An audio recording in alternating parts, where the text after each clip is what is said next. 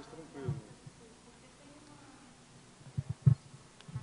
Angola é um país comunista, então é uma série de empecilhos para você modificar.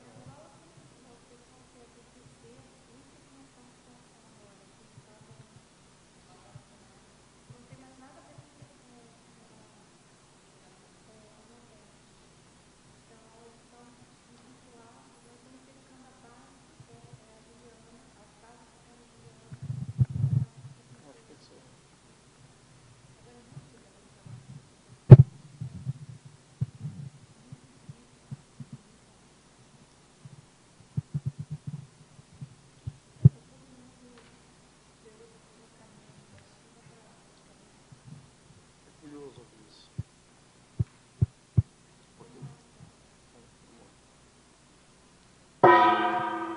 Tertúlia. Meu boa tarde a todos.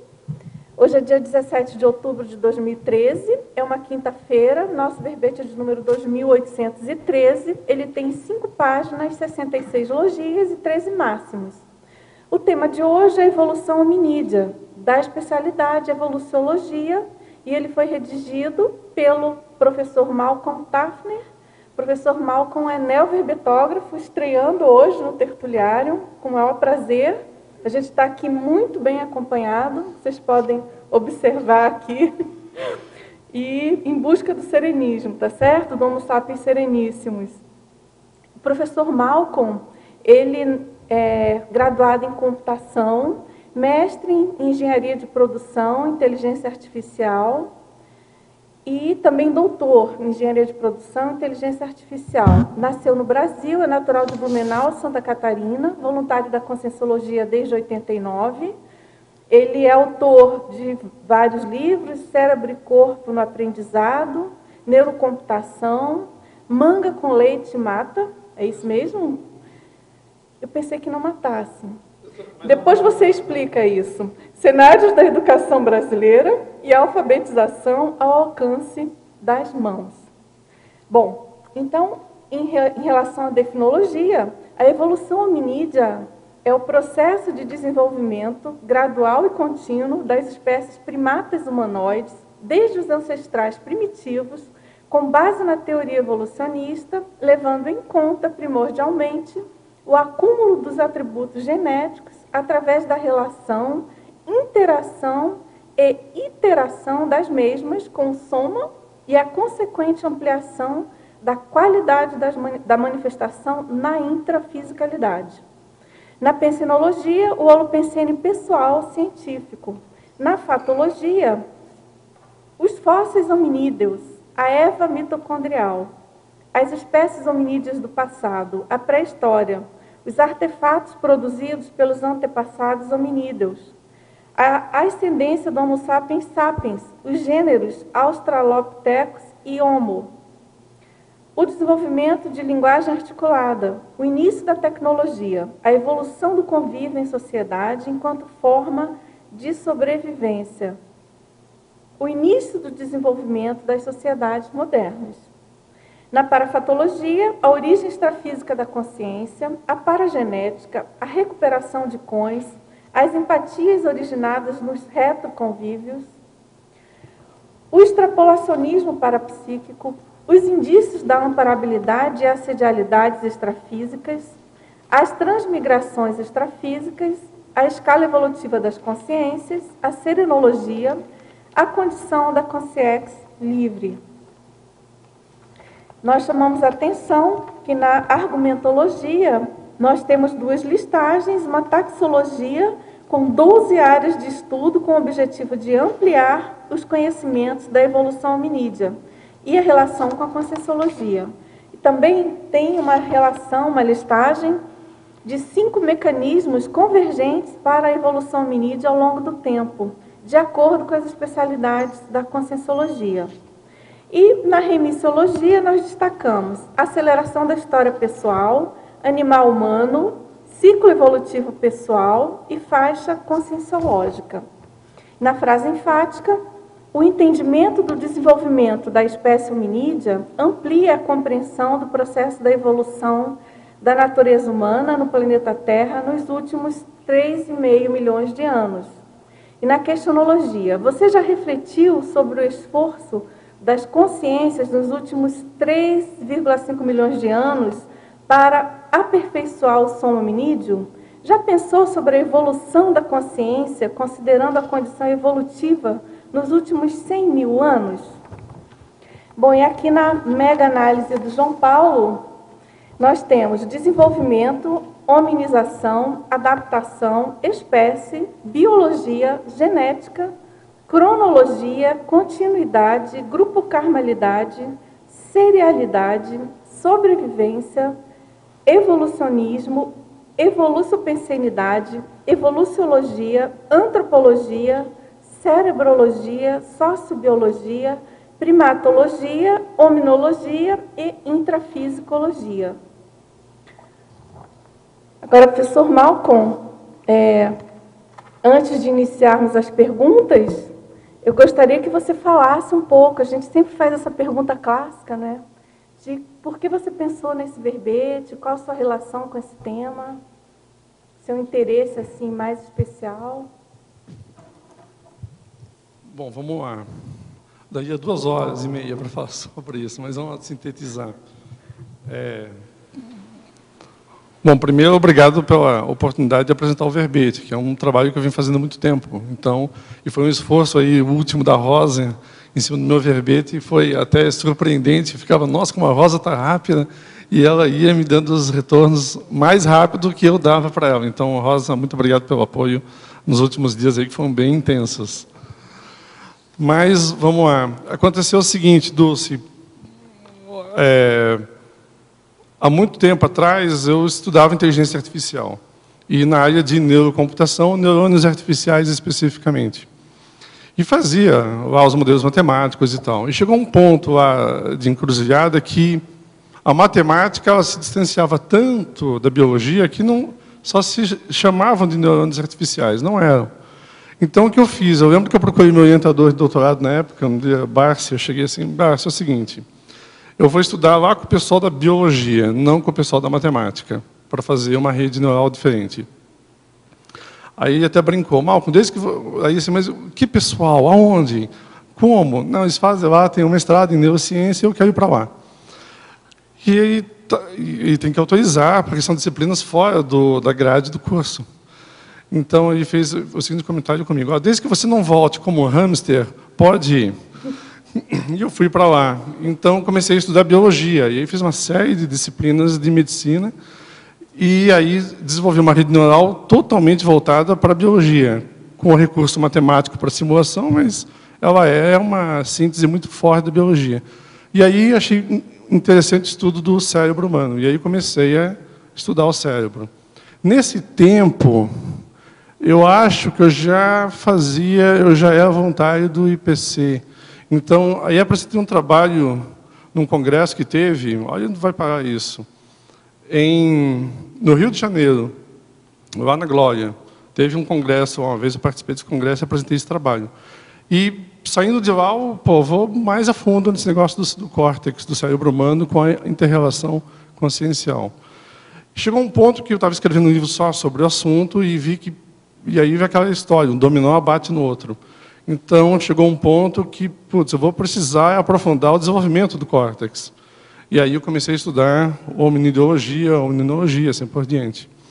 E aí o livro se dividiu em dois. Hoje, um só, esse aqui é o livro que eu estou escrevendo. Então, eu usei muito como parâmetro nesse trabalho. Então, foi aí que eu cheguei. E quando comecei a estudar, aí tem as lacunas que têm que ser preenchidas. Dulce, há lacunas imensas aí que a conscienciologia precisa preencher dentro da academia para que a academia passe a nos considerar como uma neociência, embora eu já aceite, e vocês também, que é uma ciência, não é nem neociência, dada a estrutura que já possui.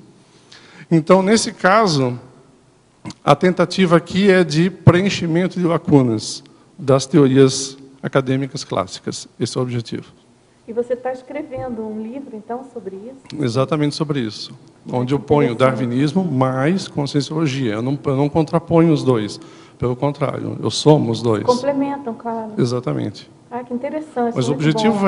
aí está o ponto. Tu tem que chegar para os acadêmicos e dizer, porque se você pegar uma discussão com uma academia normal, não, eles vão pegar a teoria darwinista, vão pegar a seleção natural e se agarrar ali como Richard Dawkins ou Dennett e assim por diante.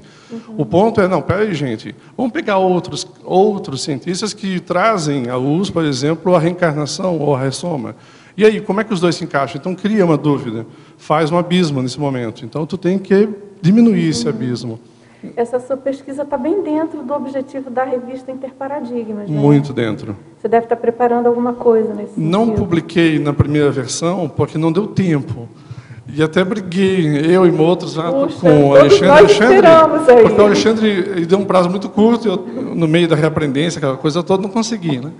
Aí surgiu uma hipótese de ampliar o prazo, e eu briguei, eu quero ampliação do prazo porque eu quero publicar.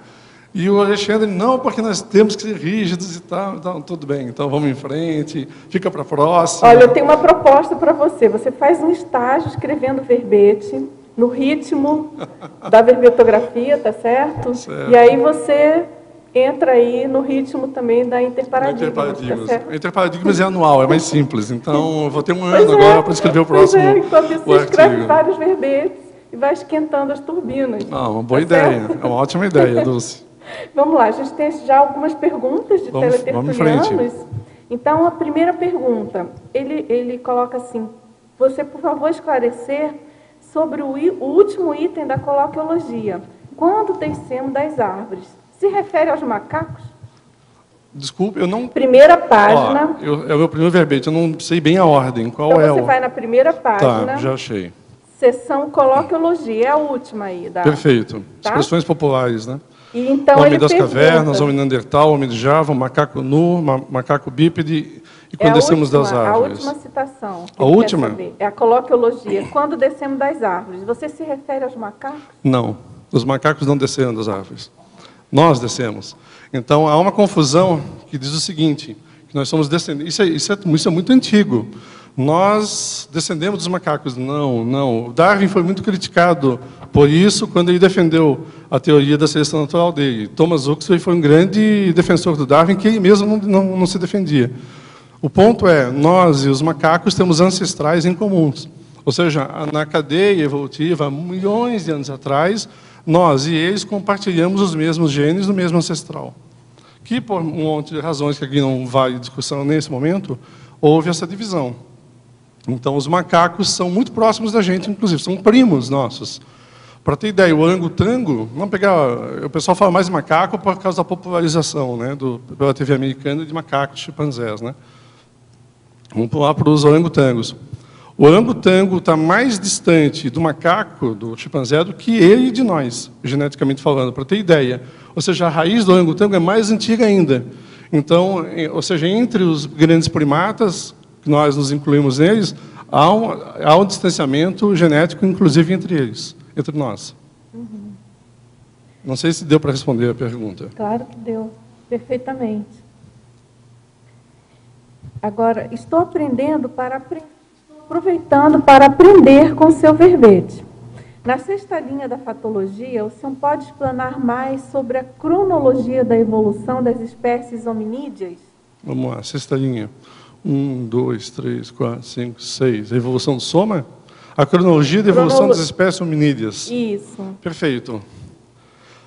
Olha, essa pergunta é muito boa, porque a resposta também é muito boa. E é tão boa que ninguém sabe ainda. É o seguinte, existem algumas teorias sobre a cronologia das espécies. Quem veio quando, quem descendeu de quem é o bichão, quem é o extinto, quem é o adaptado e assim por diante.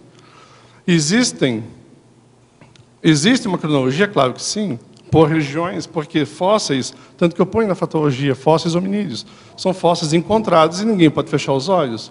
Os gregos, por exemplo, encontravam fósseis. E existe, por exemplo, relatos de ter encontrado fósseis, até hoje tem fósseis naquela região. Na rua, inclusive, se você está caminhando pelo centro de uma cidade que eu vivi, Trento, na Itália, eles usam mármore nas calçadas, e no mármore tem fósseis. Você está andando e você está andando sobre fósseis. Então, eles viam isso aí. E, na época, Aristóteles mesmo falava, não, isso são variações, não sei o quê, blá, blá, ou seja, davam uma desculpa esfarrapada, porque eles também não entendiam. Então, assim, desde aquela época, a pergunta ela transcende, vem vindo por anos e anos a fio, milhares de anos a fio. Então, o que acontece hoje? A cronologia ela muda muito e, dependendo do tipo de pesquisa que se faz, ela, inclusive, se cruza ou se contrapõe em alguns pontos. Um exemplo claro, no passado se acreditava que o Homo neandertalenses era uma espécie, nós teríamos derivado deles e assim por diante. Não é. Nós convivemos com eles durante muitos anos na região da Europa e houve, inclusive, tanto uma trança da nossa parte em cima deles, quanto convívio com eles e mistura de miscigenação genética entre eles.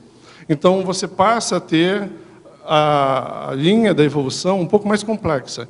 Como hoje existem gorilas, chimpanzés, humanos, em épocas anteriores existiram também outras espécies que conviveram no mesmo espaço de tempo e o mesmo espaço físico, geográfico.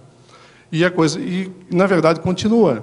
Ainda acontece isso, só que as distâncias entre nós e eles se acentuam nos últimos 800 mil anos de uma forma impressionante. E aí que é o ponto que a gente vai discutir mais tarde, ou não, ou lendo, se percebe. Mas isso sempre houve. Não houve... A cronologia é um enigma. Eu vou dar aí descobrem o William brincando comigo esses tempos, aí descobri um novo fóssil agora e pronto, mudou toda a história. Assim, William, é só se for o seu, porque vamos com calma. Tem muita coisa comprovada, então vamos com muita calma nessas horas. Mas ele falou brincando. A questão é, de vez em quando encontram fósseis, por exemplo, de Homo erectus, que, aliás, eu posso distribuir os... Vamos lá, vamos brincar já na... Ó, vou deixar circulando 3 crânios com vocês. Eu tenho a série toda, mas eu só trouxe 3 por uma questão de mala. Eu posso passar ou você quer mostrar? Só para identificar. Esse cara aqui, ó, se chama Roberto. O nome científico dele é Homo erectus. Esse cara viveu durante 1.800.000 anos. Não ele, mas a filogenia dele. E é um grande ser adaptado. Eu vou deixar circulando entre vocês, Rosa. O que eu quero que vocês percebam, à medida que vocês forem vendo, as diferenças cranianas entre eles. Esse aqui é um Australopithecus afarensis. Ele surge há mais ou menos 3 milhões de anos. Eu vou falar mais dele depois. Vou deixar circulando também. E temos aqui... Esse é o mais legal de todos. Esse somos nós. Esse aqui somos nós. Esse aqui é um Homo sapiens moderno.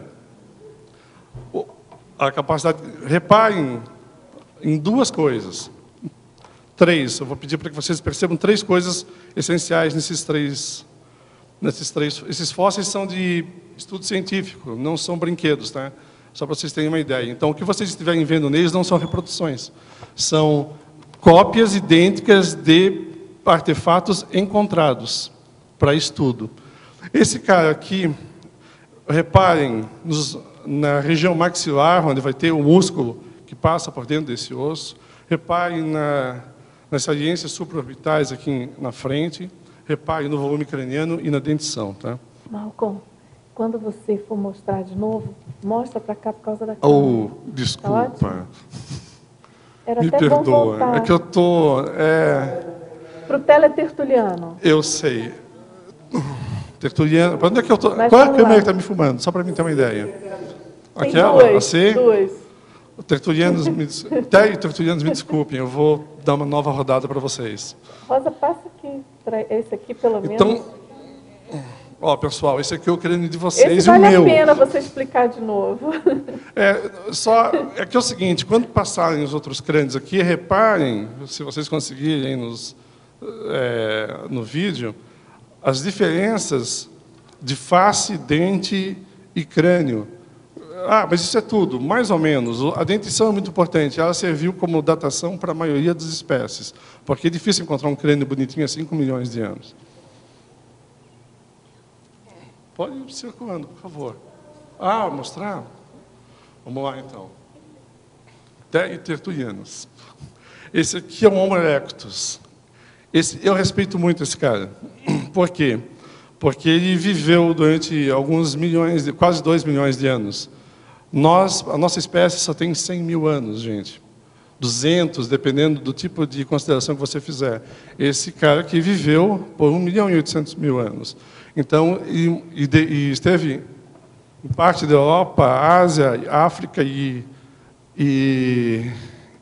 Oceania. Então, o que significa? Esse sujeito aqui tem um nível de adaptação muito grande, teve um nível de adaptação muito grande. E o volume cerebral não é tão grande, é de 1.200 centímetros cúbicos. Na prática, é uma criança de 3 anos, o volume cerebral. Obrigado. Esse sujeito se chama Australopithecus afarensis, é um dos primeiros australopitecos. Volume craniano em torno de 350 a 400 centímetros cúbicos. Parece um macaco. Vamos lá. Eu tenho crânio de macaco também, e são bem diferentes quando você compara os dois. Principalmente a dentição. A dentição dele é muito humana, e aí você começa a perceber, ele tem uma linhagem diferente, ou seja, ele é mais... Ele é tão próximo do macaco quanto nós somos, mas ele é distante dos macacos quanto nós. Então, o que você tem aqui? Ele tem uma musculatura muito forte, face prognata, e cérebro pequeno. Ele é bípede, esse é um ponto importante. Ele andava sobre 2 pernas, baixo de 1 metro, estatura de 1,30 m, e pesava em torno de 50 quilos. O que torna ele um ancestral nosso é o fato de ser bípede, ter uma dentição semelhante à nossa, só que ele tinha uma cabeça muito parecida com a de um chimpanzé. Então, é como se você visse um anão com uma pessoa muito baixa, com uma cabeça mais próxima de um primata moderno do que... enfim, primata moderno, quando me refiro agora, são chimpanzés, do que nós. É isso. Agora, continuando... Perfeito. Eu só vou tomar um pouco de água.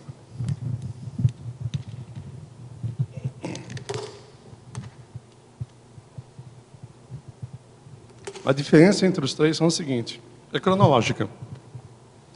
Eu trouxe o Australopithecus, o Homo erectus e o Homo sapiens. O Homo sapiens, embora todo mundo conheça, eu fiz questão de trazer porque você compara na mão, é uma coisa muito concreta. Então é o seguinte, o Australopithecus são os mais antigos. E aí nós temos alguns linhagens mais antigas. A versão Homo, ela passa a acontecer depois dos australopitecíneos, então aí surgem os Homos. Há uma diferença ali, que a ciência tem classificado, que eu nem trouxe aqui, mas nem discuti aqui. Eu não discuti aqui, deveria ter feito, mas não discuti aqui. Que são os parântropos, que são bem diferentes de todos e foram confundidos durante algum tempo com australopitecíneos, mas não são. A principal diferença entre eles é o volume craniano e as capacidades cognitivas. Por quê? Porque entre os fósseis também se encontraram outros vestígios. Pedras lascadas, por exemplo, carvão e outras coisas que identificaram o domínio do fogo, por exemplo. Em outras espécies você já não encontra. Ou ossos de animais que têm, por exemplo, fragmentados quebrados por pedras ou algo do gênero. Então você passa a entender um pouco como eles viviam. Então, quanto mais para trás você vai, menos tecnologia você encontra. Agora, professor Malcolm, tem uma continuação da pergunta daquele teletertuliano, é uma moça, na verdade.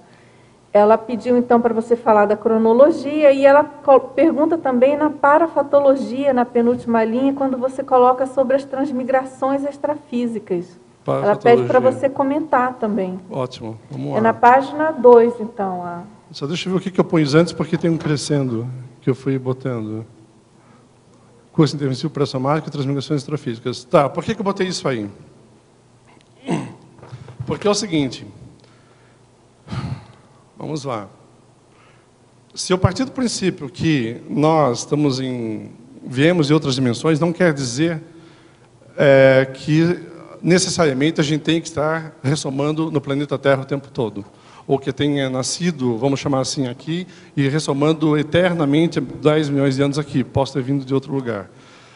Por que eu botei essas transmigrações extrafísicas? Porque essas espécies que vocês estão circulando, elas são recentes. Tem espécies aí de 200 mil anos, 300 mil anos, e é muito pouco tempo. Então, aí vem as perguntas, ele está aqui entre nós, éramos nós, ou ele já está em outro lugar? Então, as escalas de tempo têm que ser medidas com cuidado, nesse caso. Eu posso ter tido um hominídeo desses com um grande desenvolvimento que, hoje, o meu corpo de Homo sapiens não é o suficiente para ele. Ele já poderia estar em outro lugar, usando outro tipo de atributo e outro tipo de manifestação. Então, por isso que eu botei as transmigrações extrafísicas, porque eu acho que, sim, influenciam e vão influenciar esse processo. Foi por isso que eu botei. Não quer dizer que, então eu era um Homo sapiens. Eu vou dizer por que não. Eu até comecei a fazer o cálculo, tá? Vamos lá, nós somos 7 bilhões de seres humanos hoje na Terra. Nós tivemos, ao longo de 2 milhões de anos, 7 bilhões de consciências encarnando e desencarnando em Homos erectus, australopithecines e assim por diante? Não. As populações eram pequenas. As populações de hominídeos no passado eram o ápice, por exemplo, dos neandertais, foram 270 mil neandertais, mais ou menos, pelos tipos de fósseis que encontram e pelo tipo de comparação. É importante dizer o seguinte, em paleoantropologia, sociobiologia, toda essa turma de biologias aí, os estudos são comparativos. Então, vamos lá. Um grupo de chimpanzés, o tamanho e a densidade do grupo está associado ao volume cerebral e ao quociente de encefalização. O nosso nível de encefalização nos leva a grupos de homens, vamos chamar assim, as mulheres me perdoem, estou tratando como ser, homens de 150. Mas eu vivo numa cidade com 200 mil. Ok, mas a sua inter-relação é mais ou menos 150 pessoas, aquelas que você, de fato, convive. Não compare no Facebook. Eu tenho 600 amigos no Facebook. Você não troca mensagem com 600 pessoas. Mas você vai se relacionar diretamente com, no máximo, a 200 pessoas.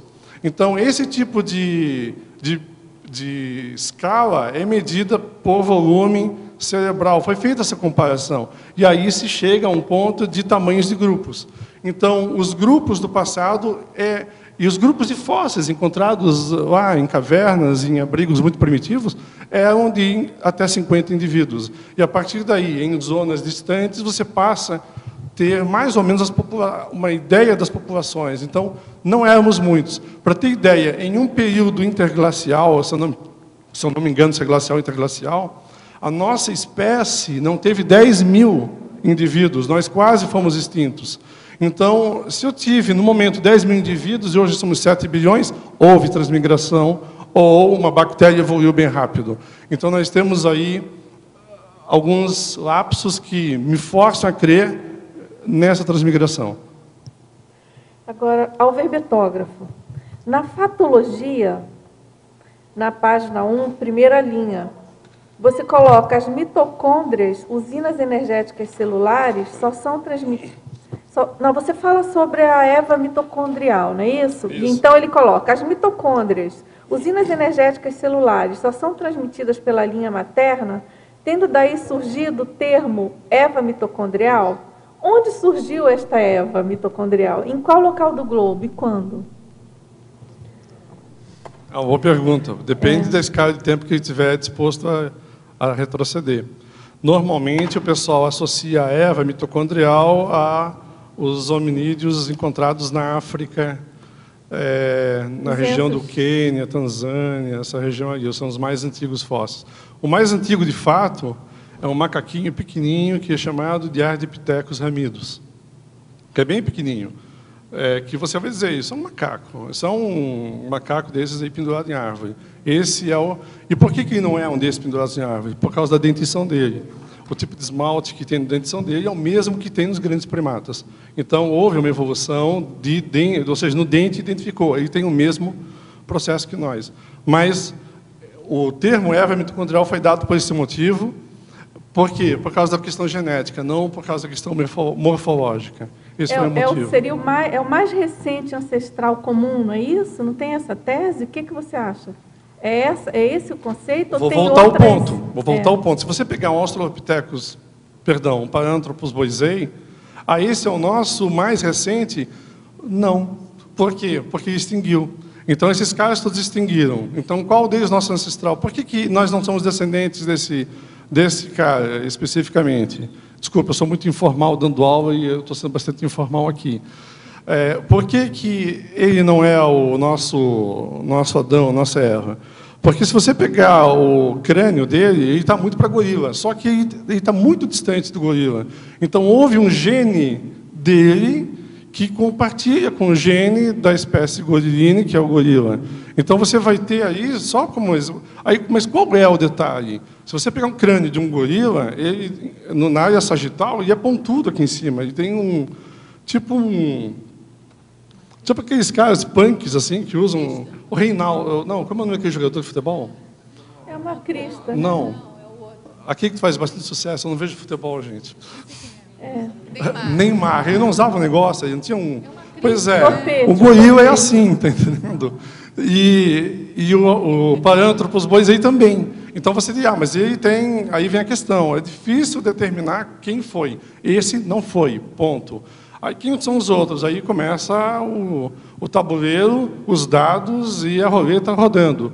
Você vai ter aí gente classificando Homo ergaster como Homo erectus, você vai ter gente dividindo, não, na verdade somos descendentes do antecessor. Olha, é complexo. Aí a gente volta para a questão cronológica. O ponto de vista que eu quero botar aqui os fósseis existem, eles não podemos fechar os olhos a eles, temos que entender o máximo possível. Então, a gente acompanha o que a ciência de campo, aquela que está lá cavando, vai descobrindo nessas regiões aí africanas, e asiáticas e europeias. E essa Eva, especificamente, é da região da África. Não há dúvida sobre isso. Mas não surgiu assim. Haviam muitas espécies sem rabo e poucas espécies com rabo. Ok? É importante determinar. Quando houver as glaciações, interglaciações, assim por diante, as savanas foram se criando. Quando há uma glaciação, o tempo seca, e quando seca, você cria o deserto, e não o contrário, como se pensa. E aí, essas espécies tiveram que buscar comida. Então, as espécies que conseguiam buscar comida, elas mais aptas a um movimento bípede. Dulce, posso fazer uma pergunta que ficou, acho que uma fala sua que ficou meio no ar, pelo menos para mim. Que você falou assim, quem desceu das árvores não foram os macacos, fomos nós. Você podia explicar um pouco melhor isso? Obrigada. Quando criança, eu nem subia em árvores. Vamos lá. Essa expressão, já ouviu falar dessa expressão, certo? Quando descemos das árvores. Aí tem outras, né? O homem de Java, porque encontraram em Java, aquele negócio todo. Vamos pegar aqui outro. Homem de Neandertal, homem das cavernas. Por quê? Porque vivíamos em cavernas. Durante muito período, não exatamente os hominídeos mais antigos, mas os mais recentes se agrupavam em cavernas, porque eles dominavam fogo, inclusive. O macaco nu. Nós somos a única espécie entre os grandes primatas que é efetivamente pelado. Por quê? Já que descemos das árvores, por que nós somos pelados? Por que não tem pelos? Seria melhor ter pelos? Aí vem toda a questão climática que nós nos adaptamos e fomos adaptados. Então, você vai ver, por exemplo, que se eu tenho que atravessar uma savana de quilômetros, o pelo me faz gastar mais energia. E a falta dele e a sudorese me faz gastar menos energia. Então, os primatas que tinham menos pelo andavam mais e corriam muito mais que os outros. Como eles preservavam mais energia, a taxa de sobrevivência deles era maior, e a taxa de cópula, vamos chamar assim, deles também era maior. Então, eles produziam mais descendentes do que os outros. E, a partir daí, você começa o processo da seleção. E por que nós descemos das árvores? Porque, muito provavelmente, no começo, todos eram... Vamos bem para trás. Os mamíferos surgiram depois... E já existiam no tempo dos dinossauros. Porém, espaço tem importância quando? Quando os dinossauros saem do cenário. porque finalmente eles conseguem sair e comer. Antes eles eram a comida. Então eles passam a ser os grandes, o cenário passa a ser deles, eles estão no palco agora. Então, e começa a explosão dos mamíferos. E muitos deles cooptaram ou viviam em árvores. E aí você vai... Aqueles que desceram, muitos desceram de árvores. Por quê? Para comer, literalmente, por disputas, por diversos motivos. Muitos que desceram não tinham rabo. Por quê? Porque o rabo é um grande apoio. Qual? É o quinto membro deles, onde o macaco prego é um clássico desse. Ele está grudado lá com o rabo dele. Você cortar o rabo dele, você tira a mobilidade desse macaco. E aqueles que não tinham rabo, certamente tinham mais dificuldades de movimento sobre as árvores. E eles se davam muito melhor no chão. Aí volta a questão. Quem se movimentava mais no chão, podia correr, podia atravessar uma savana. O tempo foi secando. E eles foram tendo que atravessar cada vez mais área de forrageamento, ou seja, para comer. Então, eles passam a andar mais para buscar comida. Nós descemos de... Nós não. Ancestrais nossos, e talvez nós estivéssemos lá, nós descemos de árvores. Vamos lá, viva a evolução, então, né? Viva a evolução. Ainda bem, né? Apesar de que a gente gosta muito de árvore, né? Árvore... Você sobe em árvore ainda? Nossa. Eu estou lembrando da minha infância, que eu passava horas nas árvores, lá lendo em cima das árvores. Se eu subir numa, eu acho que eu derrubo ela pelo meu peso. Eu, com essa idade, ainda subo em árvore. Eu tenho uma mangueira em casa que eu ainda subo. Agora, tem uma outra pergunta aqui do mesmo verbetol, do mesmo teletertuliano, nas linhas 6 e 7 da própria fatologia.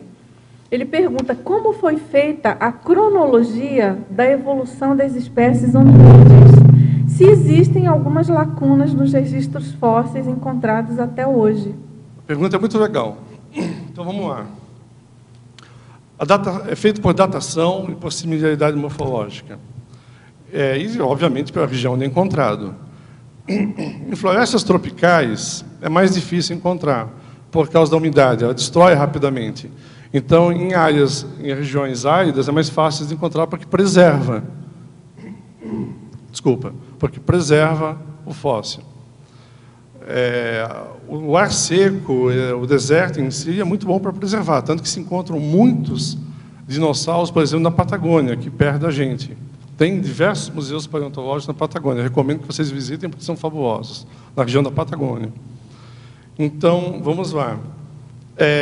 O encontrado fóssil ele é datado, classificado. Chega a ser exótico, tá? A gente até suspeita. Os caras fazem, eu vi isso. Eles pegam eles acham um osso desse tamanho aqui, ó, e começam. Isso aqui é um Tiranossauro Rex que morreu correndo atrás de um porco. E não se deu bem, porque o porco fugiu. Ou seja, chegam coisas que você realmente olha, o cara está viajando na maionese. Porém, quando você pega um fóssil desse, um crânio mais bonitinho, existem esqueletos bastante completos encontrados com 2 milhões de anos. Então, quando você passa a encontrar fósseis mais inteiriços, aí você tem a datação de DNA, que tem uma precisão de carbono 14, de potássio argônio, tem uma série de datações modernas aí, eles vão estimando o tempo de quando que a espécie morreu. Inclusive, outros vocês não conseguem fazer por aí, eles vão pelo que tem ao redor daquilo. Então, tipo, peraí, o que tem ao redor disso aí? Tem grãos, tem grãos, que grão é esse? De que época é esse troço? Tem um pedaço de pau queimado. Ótimo, vamos pegar aquele pau e ver quando aquele pau morreu. Ou seja, que árvore foi aquela e quando ela morreu? Porque ele usou ela. Então, você passa a ter assim, subsídios alternativos do processo. E aí eles conseguem datar. E a expansão hominídea, eles identificam exatamente como, por onde são encontrados. Agora, a tua última pergunta é muito legal. Como é que eles classificam isso? As lacunas e a classificação. E por que tem lacunas? Nesse livro que estou escrevendo, eu botei isso aí.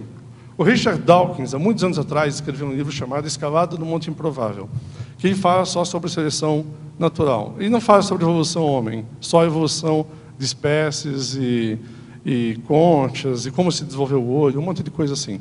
Mas olha só, dado um momento no livro que eu achei de uma preciosidade muito grande, ele faz o seguinte: como não existiam muitas classificações de espécies no passado, o que os cientistas faziam? Eles encontravam uma espécie, não tinha classificação intermediária, eles tinham que tomar uma decisão, ou vai para a esquerda, ou vai para a direita, e botavam para cá, ou botavam para lá. Então, à medida que o tempo foi passando, as datações tempo foram se distanciando e foram sendo classificadas para a esquerda e para a direita, e aí se criaram lacunas. Está entendendo? Então, o que hoje se faz? Puxa, eu tenho um cara aqui no meio que não é nem tanto para cá, nem tanto para lá, o que o povo está fazendo? Cria uma nova classificação. E aí você começa a ter uma multiplicidade de outras espécies. É assim que está acontecendo hoje. E, inclusive, revisando espécies já classificadas, quando estejam mais próximas de uma data ou limítrofe na outra, para poder classificar adequadamente. E aí vai mudando o cenário da cronologia. Malcolm.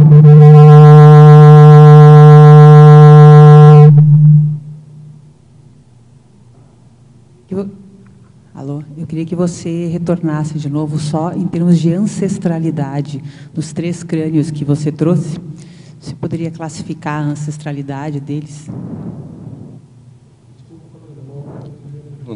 Os 3 crânios, esses crânios que você trouxe aqui como exemplo para nós, você poderia explicar, reforçar de novo a ancestralidade de cada um deles? Ok. Passa primeiro... Não, quero começar pelo melhor. Porque daí vocês vão comparando para trás, vai ser mais interessante. Tá. Esse cara aqui, esse aqui é o Jonas. Brincadeira. Olha, então é o seguinte, parece, como é que é? É, exatamente, ser ou não ser. Hamlet. Eis a questão, né? Vamos lá. Vou ficar bem shakespeariano aqui. Ó. Esse cara aqui tem o seguinte, a face não é prognata, ela é plana para frente. Se um hominídeo ancestral nosso nos visse, nós seríamos uma aberração para eles. Está entendendo? Eles iam olhar, nossa, olha os grandes, cabeça enorme, pelado, gigante, que coisa mais horrorosa. Ou seja, nós seríamos muito estranhos para eles. E deve ter ocorrido isso, porque houve momentos que nós compartilhamos o mesmo tempo e mesmas espécies, e nós aniquilamos os caras. No fundo, foi isso que houve. Então, ele tem uma... vou te contar um ponto importante que eu não trouxe. Eu estava com o Neandertal dentro da mala, eu tive que tirar ele porque não coube. O Neandertal tem um crânio maior do que o nosso. Ele tem um volume craniano. Todo mundo acha que o grande lance aqui é o volume craniano. Não é. O volume craniano nosso é de 1.400 gramas, mais ou menos. Ok? Centímetros cúbicos, ocupando mais ou menos 1 quilo e pouco. Vamos lá. O Neandertal chega a 1.700. Ele chega a ser 300 centímetros cúbicos maior do que o nosso.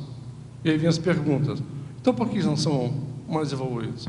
Por que eles não ficaram? E por que a gente dominou o processo e não eles? Além de ser maior, eles eram mais baixos, eles eram um pouco mais baixos do que nós e muito mais fortes do que a gente. Pô, um cérebro maior e mais forte. Aí tu fica naquele pensamento, né? Foi o que houve aí na parada. E tinha uma população grande. E adaptados ao frio. Eles tinham vindo de uma glacial. Estavam lá, cheios de casacos. De certa forma, estão até hoje entre nós. Existem estudos apontando aí que nós temos genes neandertais entre a população sapiens. Mas o que ocorreu aí? Essa espécie conseguia fazer algo que eles não fizeram. Nós tínhamos pinturas em cavernas, nós fazíamos esculturas, nós tínhamos um nível de abstração maior que a deles. Essa abstração que nos alavancou.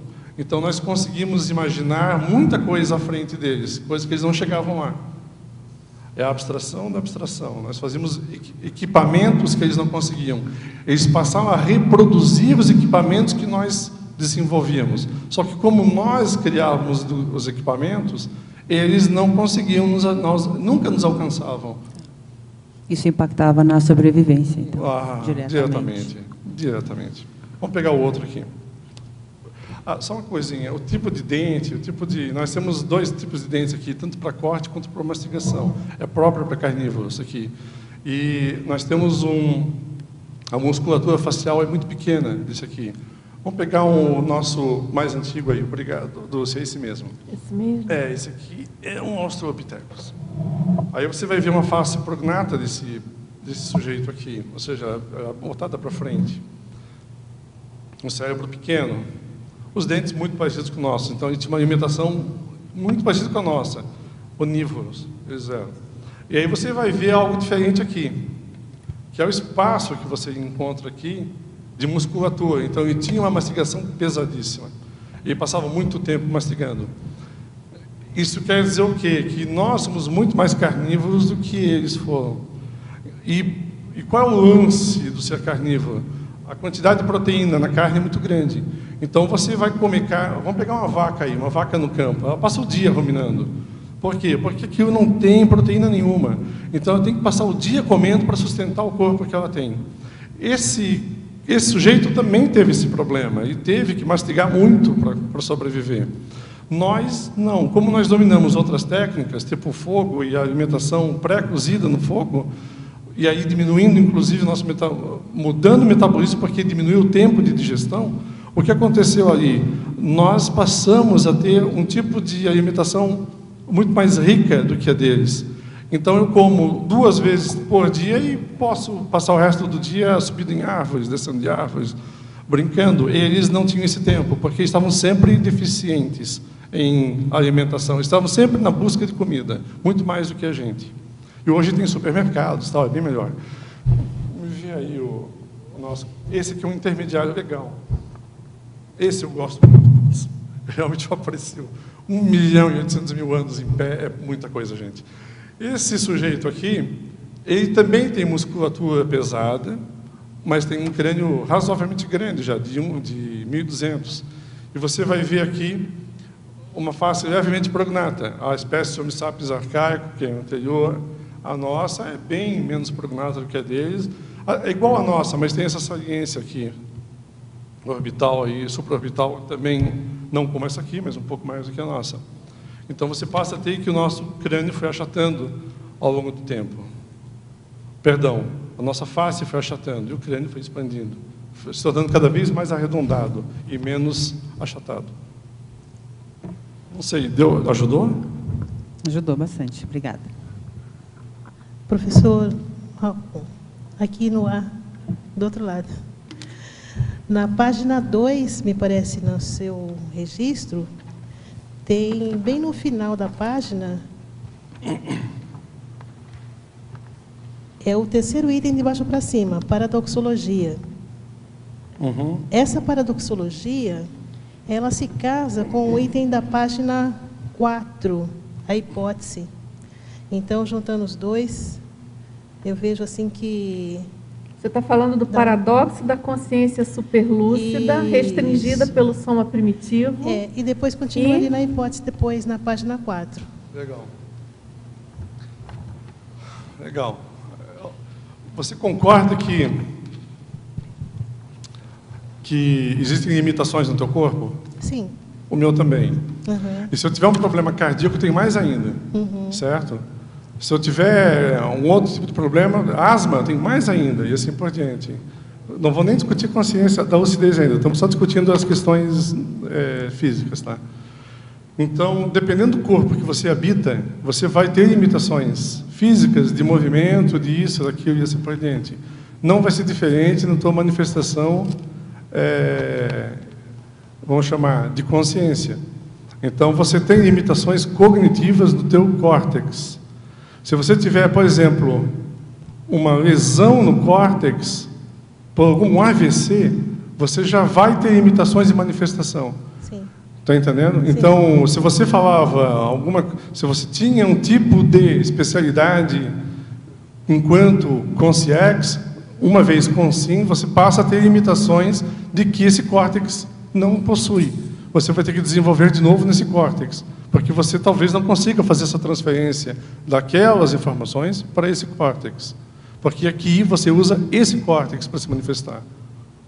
Agora, voltando ali na página 2, quando você fala desse paradoxo, significa que existem consciências que já conseguiram fazer essa transposição.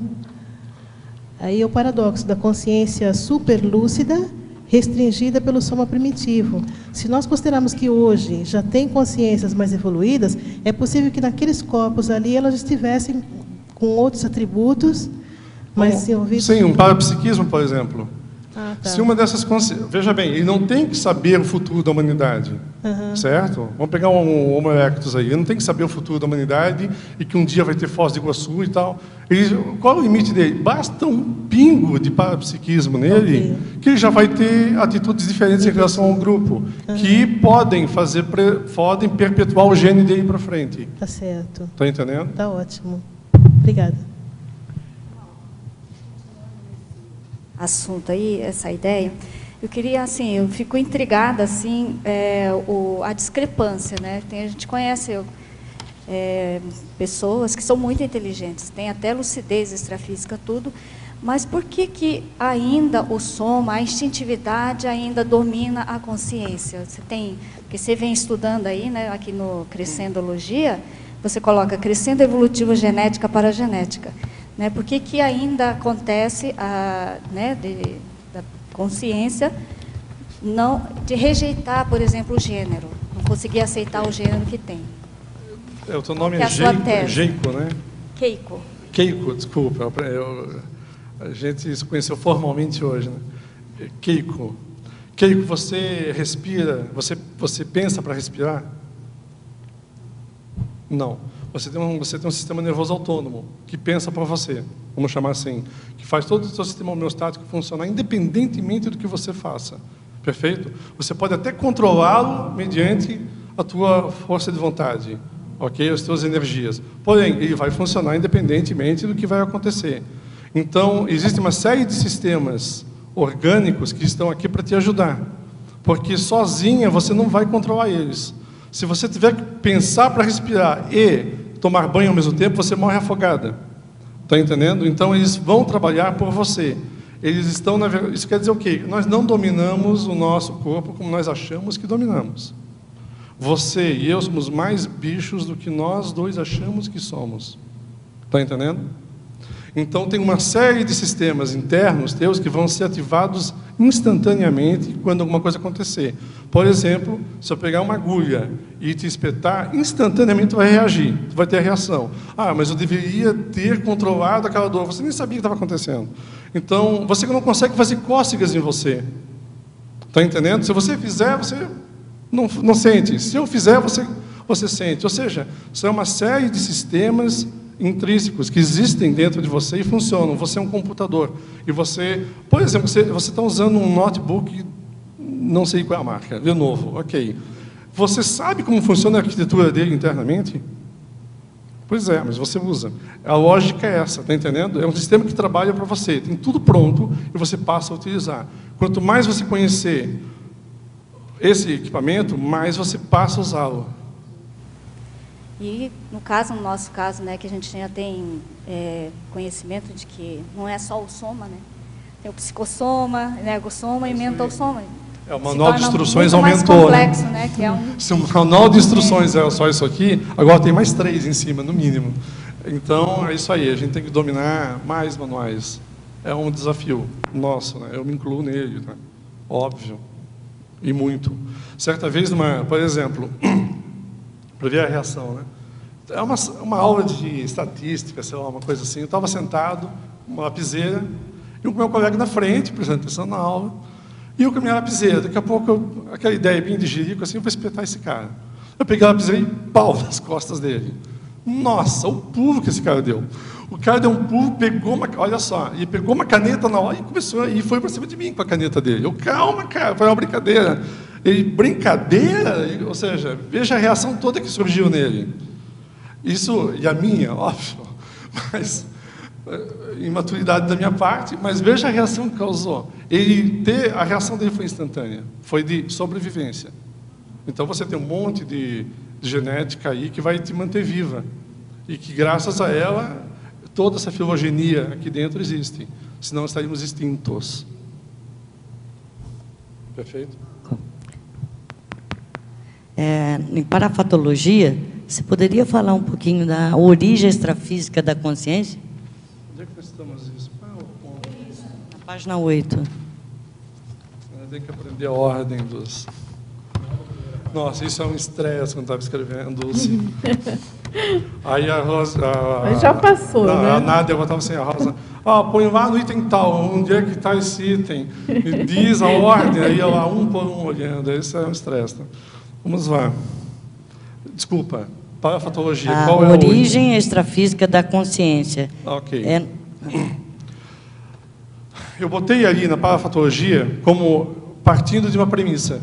Para poder fazer a defesa de uma evolução hominídea e conscienciológica, no caso da consciência dentro de uma origem hominídea, eu tenho que partir de um pressuposto, de uma premissa. Isso eu aceito em ciência. Eu parto do pressuposto ou da premissa que, e aí eu faço a minha defesa.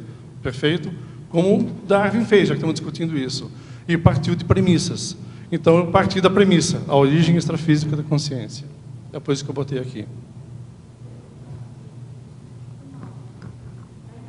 Seguinte, a paraprocedência da consciência não tem a mesma ideia? Tem alguma diferença entre esse item aí, a origem extrafísica da consciência e a paraprocedência da consciência? Para mim, me parece que são deixa eu ver sinônimos. o meu crescendo aqui, pode ser sim. Mas tem uma diferença. Tem? Né? Qual que seria? Deixa ele... Olha só. Vamos lá. Antes eu ponho a origem extrafísica da consciência. Ela tem uma origem extrafísica, não quer dizer que ela tem que estar na intrafisicalidade. Perfeito? Ela tem uma origem extrafísica. Aqui eu ponho a paraprocedência. A consciência vem de uma paraprocedência. Eu estou dizendo que, embora... O que eu quis dizer aqui, embora seja uma consciência, vamos chamar assim, em estado hominídeo, ela tem uma paraprocedência. Ela vem de outro local, não desse. Então, parte do princípio que a consciência não se criou espontaneamente dentro do córtex. Agora, tudo bem, Keiko? Tudo bem? Por hora? Professor Malcolm, tem uma pergunta aqui também daquele teletertuliano, exceto que você queira continuar. Quer continuar alguma coisa? Não, o meu crescendo foi assim, tanto que o seguinte é as comunex. Ou seja, de onde vêm as consciências, né? Das comunidades extrafísicas. E aí talvez se eu invertesse as comunex, depois a mas aqui paraprocedência... você está dando foco na consciência em si, né? Que a consciência não é só a consciência que ela tem quer dizer, um e o outro você complementa a questão da intermissão, né? Da intermissão extra e intrafísica. Você percebeu aqui, eu acho que você viu, que eu falo muito sobre inter-relação consciência e soma. Né? Então, o que eu ponho muito aqui dentro desse verbete, coisa que poucos aqui falaram até o momento, é que existe um canal de comunicação intenso entre você e o teu corpo, que faz com que o teu corpo manifeste os teus interesses enquanto consciência. Microfone. Tem relação com a ressoma em si, e a origem extrafísica da consciência é algo mais amplo. Sim, exatamente. Agora aqui, aproveitando em tecnologia, página 2. Ok. Poderia falar mais das técnicas de datação histórica? Você comentou rapidamente, mas dá uma aprofundada nisso. Ok. Teletertuliano, as datações históricas, as datações de fósseis, elas evoluíram ao longo dos últimos tempos, bastante. Elas começaram com carbono 14, cara, eu li isso há muito tempo. Isso eu li quando eu fazia o doutorado lá no pessoal da neurociência, isso foi em 97. Então faz muito tempo, então não vou lembrar assim como eu gostaria nesse momento, tá? Aliás, eu escrevi um pouco aqui. Eles usam termoluminescência, tudo baseado em perdas, por exemplo, do carbono 14. Tudo que morre começa a perder carbono, e aí vem aqueles créditos de carbono. Então, se você mata uma árvore, ela passa a perder carbono, e aí o carbono fica suspenso, e aí começa... Porque o crédito de carbono, você vai tirar o carbono da natureza e capturar ele. Então, a ideia é mais ou menos a mesma. Deixa eu ver se eu acho por aqui. Então, o que você tem aí? Essa é a mais antiga delas. E ela tem um nível... Todas têm um nível de imprecisão. E muitos níveis de precisão. Então, como eu te falei, o fóssil, muitas vezes, são pedra. E aí, Quando é pedra, eles avaliam o quê? A datação geológica da pedra, e não orgânica daquilo. Um fóssil se cria, olha só, isso é legal saber. Como é que vira pedra? Como é que uma árvore petrifica? Ela, na verdade, não vira pedra, não é um negócio, pronto, se transforma em pedra. Para ter virado pedra, ela teria que estar submersa numa lama. A partir do momento que o tempo vai passando, a lama vai adentrando ao material orgânico. E a lama vai secando. Então, ela vai tomando forma do material orgânico. E aí você passa a ter o fóssil. Estão entendendo? Então, você passa a ter, pronto, agora eu tenho o fóssil, porque a lama substituiu o material orgânico e ele, evidentemente, tomou a forma do material orgânico por uma troca. Então, tem diversas formas de datação. Essa, por exemplo, seria uma delas. E aí chegam 500 milhões de anos. Eu tenho lá um fóssil eu tenho um trilobita em casa, de 500 milhões de anos, que eu comprei de um garoto de 10 anos, vendendo para mim num lugar chamado Tiwanaku, onde tinha lá Tiwanaku é uma civilização pré-colombiana, eles têm lá toda uma cidade. Eu estava visitando aquilo, eu lá comprei um trilobita. E aquele trilobita, aí eu perguntei para o garoto, né? Tipo, onde é que você achou esse trilobita? Vendeu por $10. Aí eu assim, onde é que tu achou esse trilobita? Lá, aí apontou, onde é lá? Lá, mas que altura é aquilo? 4.000 metros de altura. Aí não, eu jurei, minha esposa, vamos para lá. Assim, abandonamos a excursão aqui, vamos alugar um esquema aqui, vamos lá para cima. A Júlia, sem espírito científico, Malcolm, pelo amor de Deus, né? Deu, né? Já comprou o teu trilobita, agora vamos embora. Assim, eu tentei convencer ela, eu queria ver aquilo de perto. E, infelizmente, não vi. Então, o ponto de datações muitas são imprecisas, e por isso que as datações têm milênios aí na jogada. Até seria legal que fossem mais perfeitas, mas não são. Agora, Malcolm, para quem quiser pesquisar essa questão das grandes datações, né, deve ter aí os consensos gerais da ciência. Você dá alguma dica de sites, de livros? Eu tenho uns livros para indicar aqui. Richard Dawkins, realmente, ele fala bastante sobre isso e é muito bom. E tem livros em português, no caso, A Escalada do Monte Improvável é excelente. A Origem das Espécies e Seleção Natural, também do Dawkins, fala um pouquinho sobre isso, mas vai ser mais difícil de encontrar. Deixa eu pegar mais um aqui. Tem uns mais recentes aqui. Deixa eu botar mais um só. Só mais um, por favor. Que eu não estou achando. Depois você fala, depois você lembra. Tá certo. Vou ficar devendo isso, mas eu posso fornecer depois os livros bem exatos. Tem um que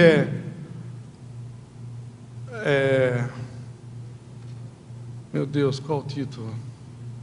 Adorei o livro. Não tem problema, depois você passa para a gente. Ok, vou passar depois, então. Já deu aí boas dicas. Agora, tem uma pergunta aqui também sobre a questão da mitologia, né?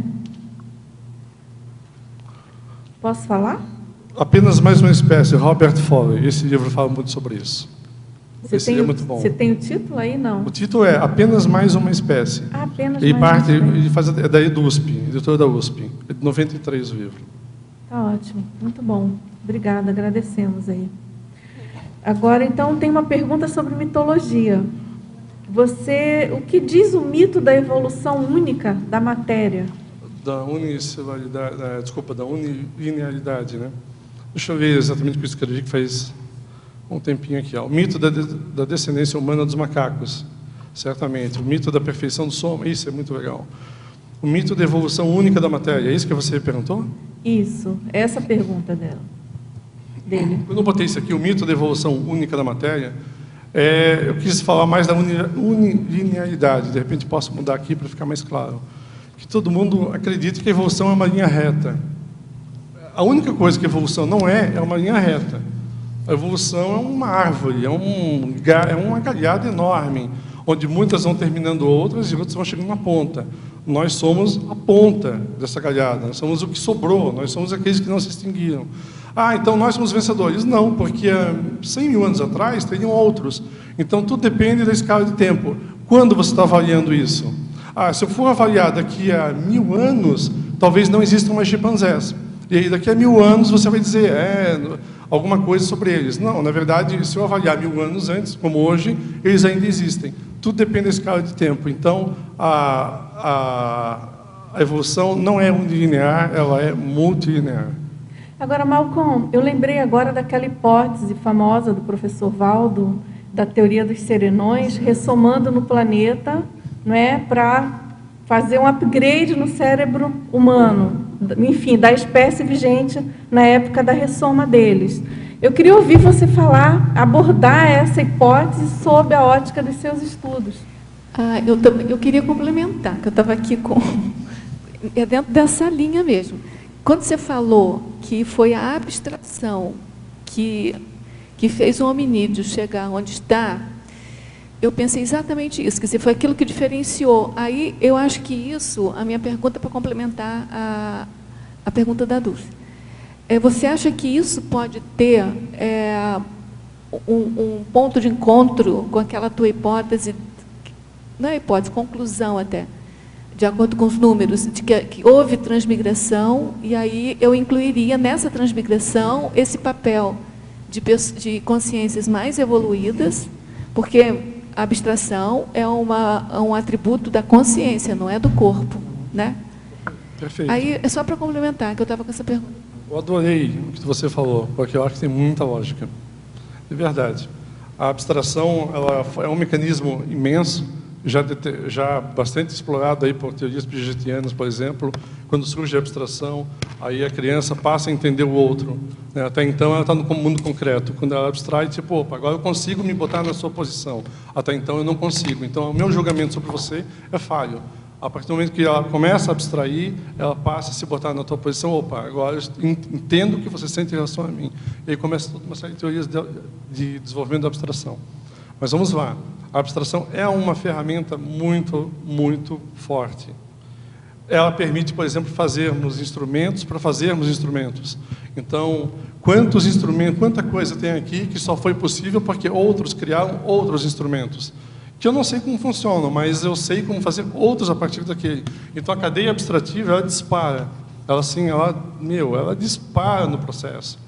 Então, se nós temos um córtex, vamos lá, similar ao processo dos neandertais, por que não? Uma consciência com competência para fazer esse nível de abstração faria uso daquele equipamento, de que outra não conseguiria fazer. É uma ótima ideia. Mas aí, como é que... Antes de falar mais sobre isso, eu queria falar sobre uma coisa que eu não quero esquecer. O mito da perfeição de soma. Isso pouca gente se dá conta. Eu ouço muito esse papo de como o corpo é perfeito. Já ouviram isso? Meu, que perfeição. É tão perfeito que quando eu entro numa loja, o meu pé cabe dentro do sapato. É incrível. É incrível. Eu compro 44 e cabe certinho. É impressionante. Essa é a perfeição. Ou seja, na verdade, nós estamos muito adaptados. Então, nós estamos adaptando o mundo a nós e não nós ao mundo. Então, o mundo é perfeito até que você seja diferente dele. Aí não é mais perfeito. Aí você não é mais perfeito. Vou dar um exemplo. Alguém aqui é canhoto? Nesse público. Tem alguém canhoto aqui? Não? Vocês já abriram lata com um abridor de latas? Tipo uma lata de sardinha? Ok, comprem um abridor de latas de canhoto e tentem abrir a lata de sardinha. Vocês vão passar um trabalho imenso. O que eu quero dizer com isso? Que o mundo, para ele, não é perfeito. Ele não é perfeito para o mundo. Ou seja, a perfeição tem critérios de avaliação. Então, nós achamos que é. O dedo opositor, nossa, que perfeição. Não é perfeição. O mundo, eu vivo com ele, logo ele é perfeito para mim. E aí o soma tem essa classificação. Ou seja, se eu ressomar num soma diferente em outro planeta, nossa, que perfeito! Ou seja, vai ser diferente desse e vai ser perfeito ao mesmo tempo. A perfeição é uma posição extrema. Por que eu estou dizendo isso? Por causa da evolução. Porque, da mesma forma, em qualquer corte evolutivo, que perfeito, a gente sempre vai achando perfeito. Aí, quando você olha para trás, não era perfeito. Por quê? A tua realidade é diferente da realidade de hoje. corpos mais frágeis teriam mais dificuldade para atravessar um deserto. Ou corpos menores conseguiriam atravessar porque despendem menos energia, ou maiores despendem menos energia, depende. Mas vamos lá, eu só queria botar esse ponto para não esquecer, e tu queria complementar ainda, né? O que eu achei que você tivesse terminado, eu ia complementar. Se você vai complementar, tudo bem. Vamos lá. É porque, só para saber por que eu tive essa ideia, né? Porque quando se falou aqui da abstração, eu me lembrei que o professor Valdo, de vez em quando, ele fala assim, o que ele mais queria era saber um atributo que o serenão tem, que ele ainda não sabe que tem. E aí eu fiquei imaginando que a nossa espécie hominídea, que deu na gente, né? Ela deve ter adquirido esse atributo da abstração com uma coisa rara, de alguma descendência assim, rara, que pode ser um extraterrestre, que no caso a gente chamaria de serenão naquela época, entendeu? É mais ou menos esse raciocínio que eu queria fechar com o que a Dulce perguntou. Então vamos tentar trabalhar as duas questões ao mesmo tempo? Fica à vontade. De certa forma, elas têm ligação, vamos ver se a gente chega lá, né? Isso foi botado na hipótese lá, certo? Antes da hipótese, Isso. tem alguns itens que vale a pena suscitar. Aqui nos mitos mesmo, né? Tem esse mito aí da superioridade. Deixa eu ver, esse mito... O mito da superioridade racial, né? O mito da matéria como única verdade e tal. Da superioridade racial, eu botei ali o mito, mas não é racial, ela é genética, ela existe em alguns pontos. Pessoas afrodescendentes, elas têm muito mais resistência para longas caminhadas do que pessoas europeias. Nesse por diante, ou seja, existem diferenças que são intrínsecas aí às espécies. Então, se você olhar, certamente vão haver... Tem um programa na TV que chama Super-Humanos, que é do Stan Lee, que é muito interessante. Lá você vai ver pessoas com habilidades imensas que não se comparam à maioria das pessoas. Uma pessoa lá, por exemplo, que você é um cara fortinho, mas não é nada musculoso, não é um fisiculturista. Ele pegou um martelo de aço e dobrou o martelo de aço como se estivesse dobrando, sei lá, uma caneta de borracha. Então, como é que ele fez isso? Então, ele não tinha massa muscular para isso, mas ele tinha velocidade de flexão do processo. Tinha um outro caso que eles estudaram e apresentaram, que fazia cálculos matemáticos com a cabeça, mas ele não era autista, não era Asperger, não tinha nada de diferente. Ele era um cara normal. Só que ele fazia cálculos com uma velocidade absurda, de tão incrível que era. E davam números tipo assim, 53, ok, mais 27, agora multiplica por 30, agora são mais 200. Nessa ordem, e ele terminou, quanto é que dá? 3.420, sei lá. Ou seja, ele tinha uma habilidade imensa. Aí pegaram esse sujeito e botaram dentro de um sistema de ressonância por imagem. Vamos ver o que o cérebro dele consome. Fizeram algumas perguntas matemáticas para ele. Depois pegaram uma pessoa normal, que é o entrevistador, e submeteram o mesmo exame. Vamos ver a diferença de consumo de oxigênio por área cognitiva no córtex. Todo mundo imaginava o quê?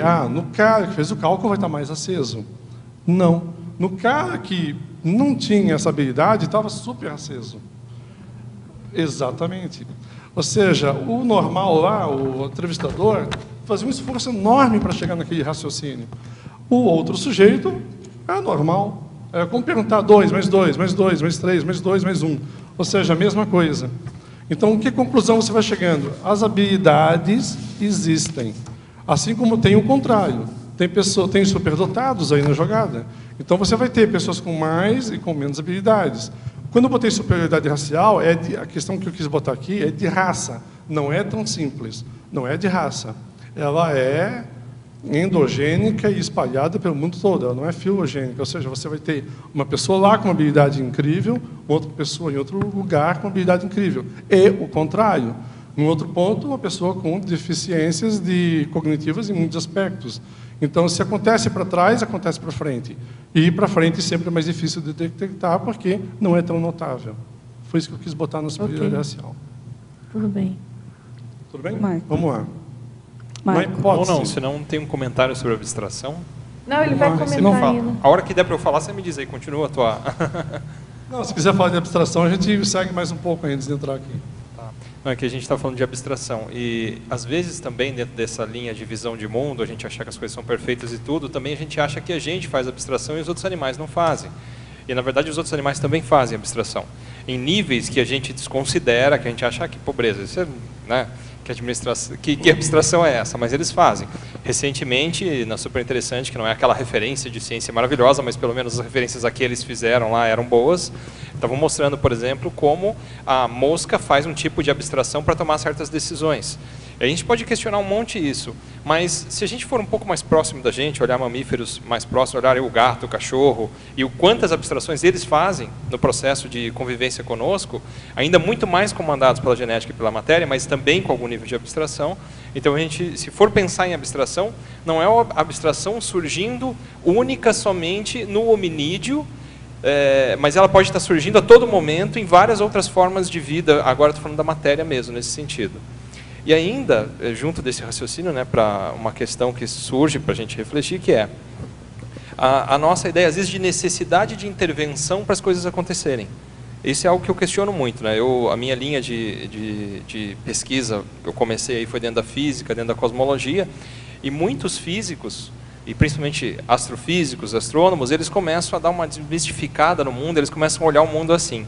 Gente, não precisa de inteligência superior para as coisas acontecerem. Deixa aí, acontece. Aí poderia existir um questionamento, que é um questionamento paradigmático, do tipo, bom, alguém teve que dar essa inteligência para as coisas, ou poderíamos dizer aqui para a energia, para ela virar tudo o que ela virou. Mas esquecendo se alguém deu ou não deu essa inteligência, o fato é, solte um universo e todo o restante vai acontecer, queira a gente ou não. É como se, dá um novo Big Bang em algum lugar, espere que tudo vai acontecer. Então, o que eu estou tentando debater aqui? A necessidade ou não de intervenção para existir abstração? Talvez não precise. Agora, eu vou mais ao ponto. Precisou um serenão ou uma consciência mais evoluída ter que ressomar num determinado soma para que a abstração acontecesse? Talvez não. Senão, talvez precisaria ter uma consciência evoluída renascendo no gato, no cachorro, lá na mosca, para ela poder abstrair? Ou será que a abstração não é algo que naturalmente a consciência vai desenvolver por si, independente da necessidade de alguém usar um soma, avançar geneticamente aquele soma, para depois a abstração surgir? Entendeu o raciocínio, Malcolm? Nessa linha ainda, para fechar a argumentação, um exercício aqui imaginário, o professor Walter, você queria me dar agora, já ia me dar uma rasteira aqui já, né? A última vez que eu fiz exercício imaginário com ele, ele brigou comigo. Mas vou tentar, pelo menos para deixar aí a última contribuição. Né? Chegamos no elo perdido. É mais ou menos por aí, né? Eu sei que é um pouquinho chegamos no elo perdido da consciência. Mas a gente está falando de evolução hominídea e fazendo cotejos com a evolução consciencial. Vamos lá. Eu gostei da pergunta porque é o seguinte, quando a gente tem o caos e a ordem, aí você é físico, sabe bem, tem aquelas comparações bestas, tipo assim, se eu pegar a Bíblia, cortar em pedacinhos e jogar para o céu, eu tenho que montar a Bíblia de novo. Então, então essa é a criação, aí justifico isso como o momento da criação, pela perfeição, aquele papo todo criacionista. Só que ninguém considera a escala tempo, que você está considerando. Tá, mas joga 20 bilhões de vezes para cima, uma hora vai montar muito bem. Então, o X da questão é a escala do tempo. E aí, por isso que eu botei um item aqui chamado iteraciologia. O que é a iteração? É o vai e vem, vai e vem. Você está iterando com o processo. Então, vamos lá. Abstração. É a nossa maior ferramenta e ela alguns abstraem mais, outros menos. Tem gente que consegue ter visão 3D de um processo. Um arquiteto monta uma visão 3D de um prédio sem ter visto ele. E tem um monte de gente que só consegue entender o prédio pronto com o prédio pronto. A minha esposa é assim, a Juliane tem uma dificuldade enorme em 3D. Eu tenho que abrir o SketchUp e fazer o negócio do SketchUp para ela. Tá vendo? Ok. Agora vamos mudar as coisas para ver como é que fica. Ou seja, ainda tem que ir avante no processo do 3D. Por quê? Porque cada um tem habilidades mais ou menos em outras áreas. Já ela é uma excelente educadora e eu não consigo ter paciência com crianças como ela tem. Então, vamos lá. A hipótese. Precisa de um serenão encarnar num gato para que o gato evolua? Não. Um gato, ou seja, esse é o ponto que eu estou botando. Aliás, eu fui cuidadoso das palavras, Doce. A evolução hominídea foi promovida e conduzida. Eu usei essas duas palavras. Por quê? Porque não precisa ser intervencionista. Estão entendendo? Ela precisa ser promocionista. Então, eu não acredito na teoria da intervenção radical, porque não daria certo. Ela tem que ser cumulativa, iterativa e de longo prazo. Porque senão você não atinge a filogenia. Tu vai atingir só uma família ontogênica, vamos chamar assim, uma filogenia de grupo de 5 pessoas, vai. Então você vai ter que ter um processo que vai ser caminhado devagarinho aqui, lapidado. O termo, eu usei o termo de lapidação? Não, né? O termo correto é esse: lapidado, lapidado e lapidado. Aí você consegue promover a evolução sem interferir nela. Só queria falar o seguinte: quando eu usei a abstração, eu usei assim como, não como metáfora, mas assim como um ponto de partida do raciocínio. Mas é fortíssimo. Né? Não estou dizendo que só o homem. Deixa eu botar um ponto diferente. Do ponto de vista, só um minutinho, do ponto de vista que você falou da causação, né? De que o mundo vai, é óbvio que aí tem várias hipóteses da causa primeira, né? Então, que algumas coisas são efeitos de causas e causas de efeito, e o mundo vai rolando mesmo, né? A fila anda, como se diz aí. Só que, assim, olha, como você falou, tem a intervenção do homem, sim. Vamos fazer um bolo. Rosa, vamos fazer um bolo. Tu tem que estar fazendo bolo o tempo todo? Não. Tu vai misturar os ingredientes e botar no forno. Aí tu vai dar uma volta. Por quê? Porque aquele tempo, com aquela química, vai provocar o que você espera que aconteça. Mas você primeiro deu... Perfeito, isso. Mas aí está a questão. Qual foi a tua intervenção?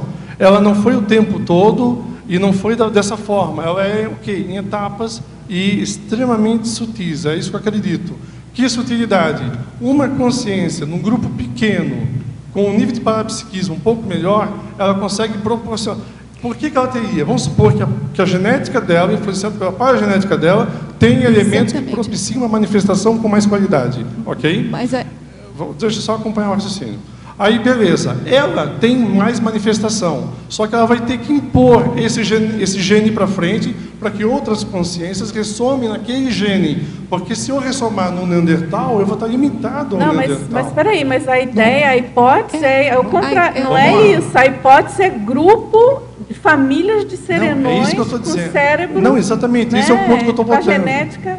Esse é o ponto que eu estou botando. Eu preciso de quê? Isso. Eu preciso mudar a genética de uma população. Isso. E a genética de uma população, você não vai mudar numa pessoa encarnando num ponto. Isso está claro para a gente. Então, é isso aí. Agora, eu não preciso ter uma super consciência encarnando naquele corpo. Eu posso ter uma consciência melhorzinha do que aquele grupo, porque só aquilo já faz o passo à frente naquele nível evolutivo. A lógica da seriexalidade, a lógica da vida, da ressoma e dessoma, da miscigenação é exatamente essa. É isso aí. De você vir, às vezes você tem uma paragenética muito ainda debilitada, ou você vem numa família mais consistente para você...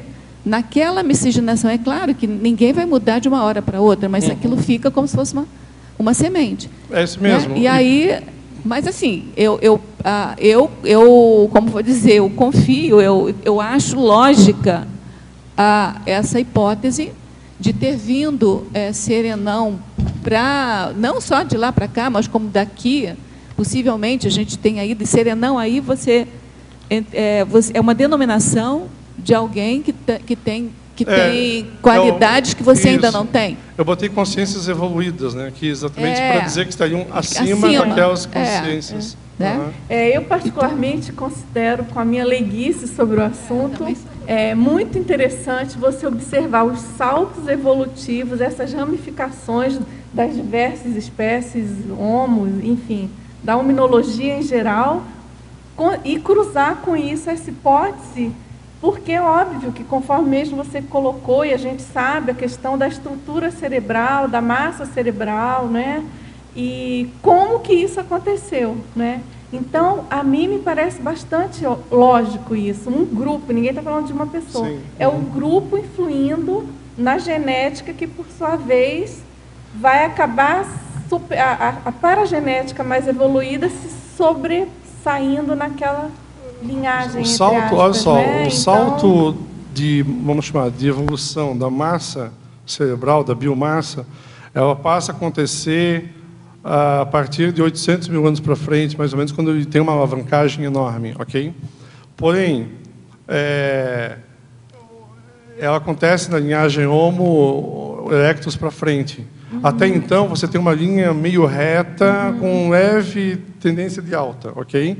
Aí chega num ponto que dá uma alavancada assim, que destoa da evolução das espécies, ok? Perfeito. Isso é que eu acho Mas o ponto não daria para o grupo que foi, vamos chamar assim, premiado geneticamente com esse processo, é um grupo pequeno. Eu não poderia fazer em 200 mil pessoas ao mesmo tempo. Eu faria num grupo pequeno, porque basta criar. A lógica é simples. Eu só tenho que criar os genes necessários para que promovam uma evolução genética. Então eu só tenho que dar os empurrõezinhos nos genes. Então esses empurrõezinhos aconteceriam num grupo pequeno, porque quando desse esse empurrão, eles teriam uma capacidade abstrativa e orgânica tão grande em relação aos outros que, a partir daí, é quase moto contínuo. Isso. E já vai direto. A fila vai andando. Vamos lá, temos 10 perguntas ainda. Na ciclologia... Tá. Eu estou vendo o tempo e 10 perguntas. Chegou uma avalanche agora. Na ciclologia, ciclo evolutivo da espécie humana. Por favor, onde é a ciclologia? Ciclologia é na página 2. Página 2. Você pode falar a respeito dos 2 primeiros ciclos? É no meio da página 2. Ok, achei. Ela quer saber o ciclo evolutivo da espécie humana e o ciclo da sobrevivência. O ciclo da sobrevivência, na verdade, é anterior até da espécie humana, tá? A gente evoluiu pela sobrevivência, nós temos que sobreviver. Então não pensem que foi uma comunidade light, todo mundo, vamos lá, vamos pegar junto.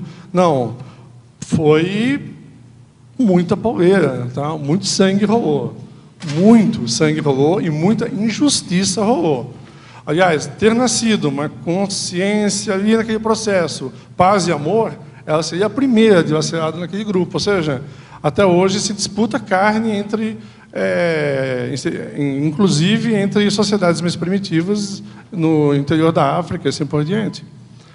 Mas eles cuidam uns dos outros, né? E aí você tem a formação do grupo. E aí tem a divisão do trabalho, tem as relações sociais, outras coisas que vão avançando com o tempo, e se consolida tudo há 10 mil anos atrás. Olha como é recente, gente. Há 10 mil anos atrás iniciei a agricultura, e antes disso era a pedra lascada.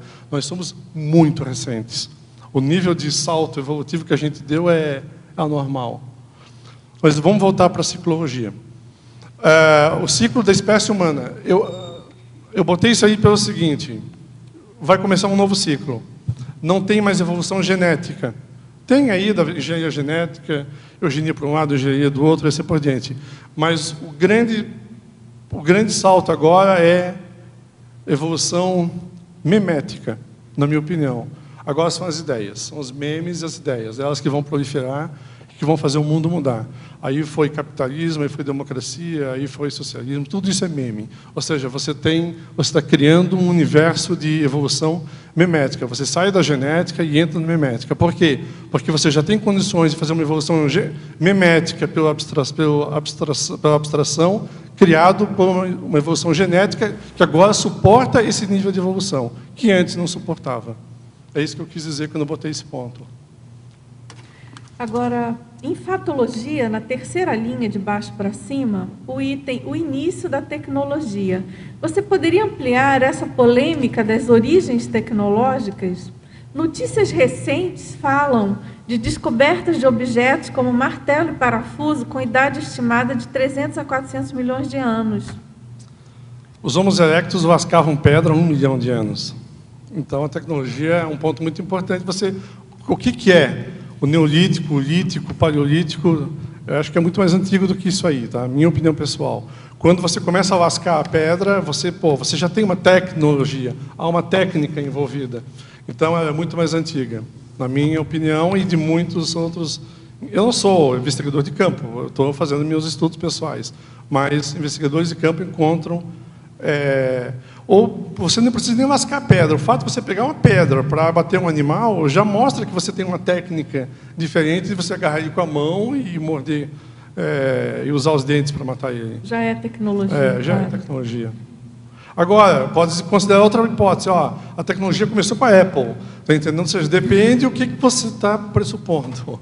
Brincando contigo, mas qual é o teu conceito de tecnologia? Então, o mais antigo é o lítico. E aí você vai lá para as pedras lascadas. Não é o machado, é antes disso. Agora, aproveitando a inclusão da primatologia na interdisciplinologia, na última linha, na página 10... 10? Tem 10 páginas? Engraçado, que tem mais de um... Você colocou Tefologia. como disciplina, você incluiu a disciplina primatologia. Tá, obrigado. Tá? Ok. É só sobre a disciplina primatologia.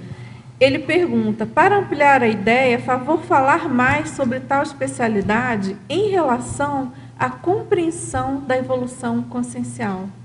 Se você avaliar o comportamento de grupos de macacos, você vai entender. Por isso que eu botei primatologia. Eu estudei isso aí lá no mestrado. Tive que ficar lendo sobre macacos um tempão para entender sociobiologia.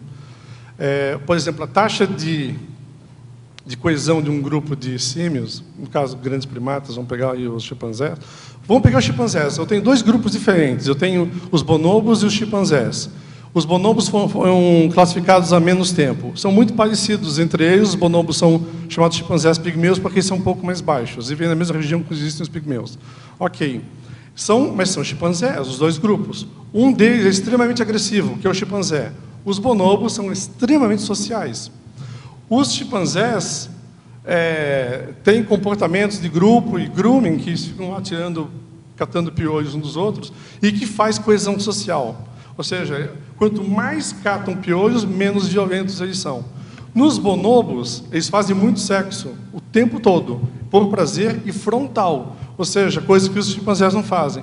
Então, quando você começa a avaliar os comportamentos de grupos diferentes, você vai vendo, pô, isso ajuda muito a entender a nossa espécie. Então, o que mantém uma coesão de grupo humano? A gente não faz sexo o tempo todo, antes fosse. A gente não fica catando piolhos nos outros, Deus me livre. Eu nem tenho como tê-los, certo? Então, o que torna a coesão social do grupo humano? É a linguagem.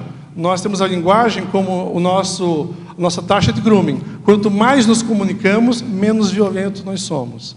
Então, para ter ideia do tipo de... como uma ciência ajuda a outra e por que a interdisciplinaridade nesse caso.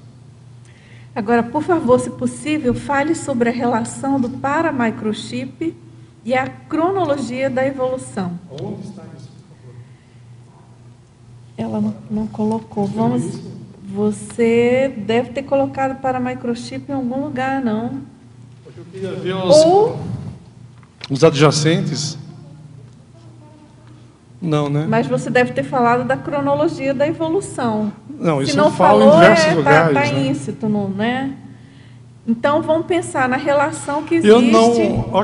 Eu não suspeitaria, eu não contradigaria, por exemplo, que um paramicrochip fosse implantado numa espécie, por exemplo, para fazer uma alavancagem ou em muitos elementos de uma espécie, para permitir um nível de abstração, para permitir uma perpetuação genética.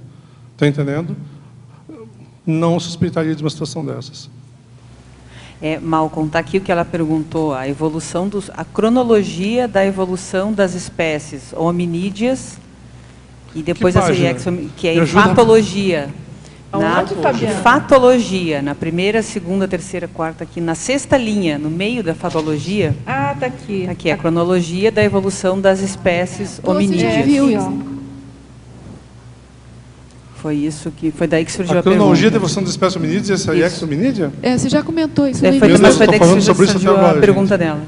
Não, ela está dizendo para ele onde está a citação da pergunta que ele não estava encontrando, entendeu? Mas o paramicrochip não estou citando aqui, eu estou? Acho que paramicrochip você não falou, acho que não, acho que você não falou. Foi uma... Mas por quê? Por quê? Porque houve seleção natural. Tá? Por isso que eu acredito que possa ter havido... Isso seria uma ferramenta. Tudo é tecnologia. A gente vive aqui chamando de natureza, mas, na verdade, isso é tecnologia. O corpo humano é uma tecnologia. Então, tudo se resume à tecnologia. E essa é uma tecnologia que nós não compreendemos. E por isso que a gente acha tão exótico. Só para trabalhar mais, Eu estou em casa com o meu computador aberto. Um gato passa no meu computador, bate nas teclas e sai. Pensa nesse gato. Ele entende o que eu estou fazendo, ele não tem capacidade para entender o que eu estou fazendo. Ele não tem capacidade para entender o que é um computador, muito menos o que está dentro, ou o que está sendo feito através daquele computador. Então, ele não tem competência cognitiva nenhuma para entender esse universo. Então, para ele, está passeando, que é um carinho.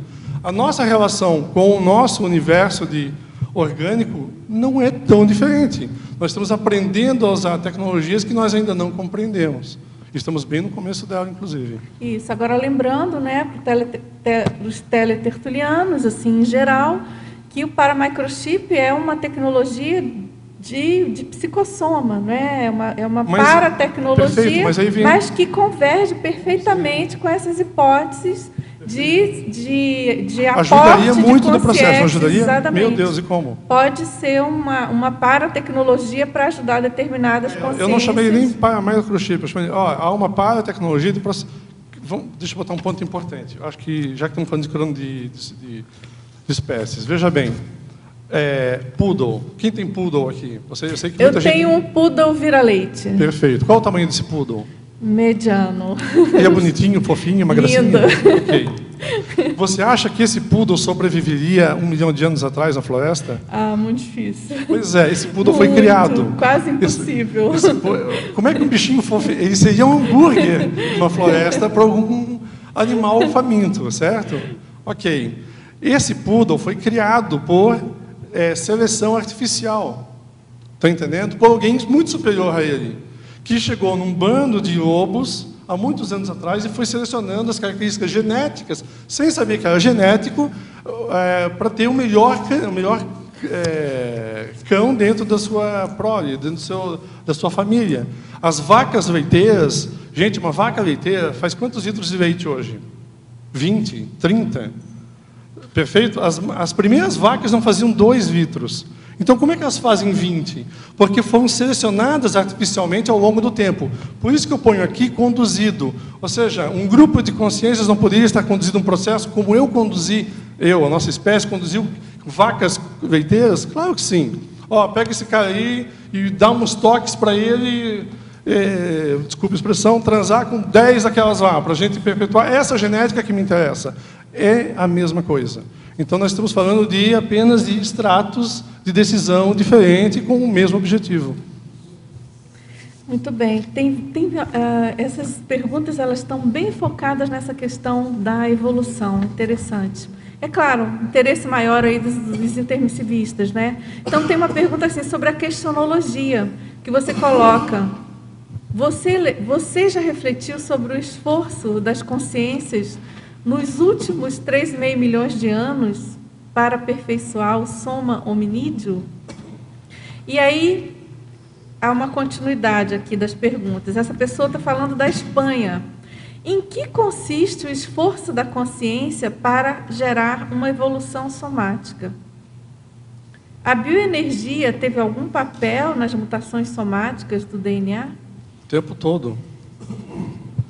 A mutação genética a bioenergia e mutação genética andam grudadas, nem pense que são separadas, são grudadas. A mutação faz parte do processo evolutivo. Se não houvesse mutação, nós ainda seríamos bactérias. Ou seja, a mutação é uma forma de influência da bioenergia para mudar o soma e consequentemente, a morfologia. E a questão das 2 perguntas, eu fiz elas para vocês, não para mim. Então, pergunto para você, meu caro colega, minha cara colega, você já refletiu sobre o esforço das consciências nos últimos 3,5 milhões de anos para aperfeiçoar o sistema hominídeo? Tu já deve ter concluído, foi um esforço enorme, e realmente foi. Agora eu faço uma outra pergunta, em salto de 3,5 milhões para 100. Por quê? Você já pensou sobre a evolução da consciência nos últimos 100 mil anos? Porque é a nossa evolução nos últimos 100 mil anos. Então, o que você tinha, que era a passo de banana, o passo de trem da década de 30, você entrou num trem da década de... um trem-bala japonês. Ou seja, a gente está voando. Então, nos últimos 200 anos, a evolução é algo anormal. anormal. E as taxas são geométricas, realmente. O William e eu conversamos sobre isso diversas vezes já lá na Reaprendência, em discussões internas. É inacreditável, e é por isso que eu faço essas perguntas. Uhum. Agora, tem uma pergunta, em sua opinião ou estudos feitos, qual é a tendência evolutiva humana? Seremos menores, porém com crânio mais desenvolvidos ou maiores, mais robustos e definidos? O que você pensa? Vamos ser iguais, essa é a minha opinião. Porque nós não somos mais uma equipe pequena, de 10 mil homens, vivendo na mesma região geográfica. Pior, nós já temos tecnologia para mudar o clima. Vamos pegar esse lugar aqui. Ele está extremamente agradável. Tem ar-condicionado ligado? Tem. Nós estamos adaptando o meio a nós, e não estamos mais nos adaptando ao meio. Então, nós estamos começando a vencer as intempéries do clima. E a Terra vai esfriar, nós vamos entrar numa nova era glacial. Nós estamos no ápice de uma era interglacial, já começando a descer. Não me vem falar de efeito estufa, porque isso não vai fazer diferença numa glaciação. Então, o que vai acontecer? Nós vamos novamente sobreviver como? Com tecnologia, que a gente não dispunha antes. É isso que vai acontecer. Você vai continuar tendo o mesmo crânio, a capacidade vai ser de 1.400, e pior, a gente, inclusive, desenvolve tecnologia para manter genéticas deficientes. Estão entendendo isso? Então, tem um esforço gigante da ciência para manter uma genética deficiente. Eu não acho, porque o que importa é a consciência, não a genética. Então, vamos pegar o caso de Stephen Hawking. Uma genética deficiente, está lá, mas o cara é importantíssimo para a nossa ciência. Perfeito? Estamos, graças à preservação da genética deficiente dele, eu preservo a manifestação da consciência dele. Então, nós já estamos preservando genes ruins, porque me interessa a consciência que ocupa aquela genética.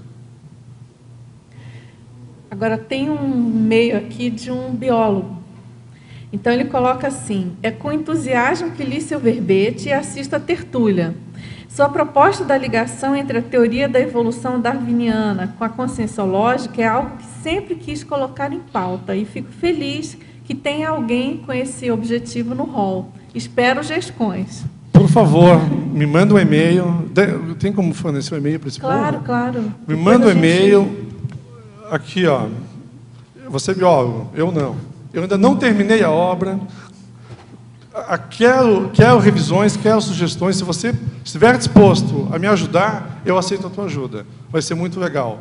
Porque eu acho que essa lacuna tem que ser preenchida sim. Se não preenchermos, a academia continua nos achando o que eles acham que é. Quando a gente começar a preencher essas lacunas, o papo vai mudar. É isso que eu penso. Certamente. Então, ele faz duas perguntas. De que modo você conseguiu integrar a graduação em Ciência da Computação e pós-graduação em Engenharia da Produção no estudo da evolução humana? Mais especificamente, como conseguiu abertura na Engenharia da Produção no estudo de redes neurais artificiais?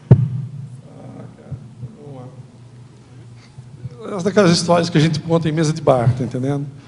Como não tem uma mesa de bar aqui, tem só crânios em vez de cerveja, o lance é o seguinte: eu comecei comecei por causa das redes neurais artificiais, eu me encantei com elas.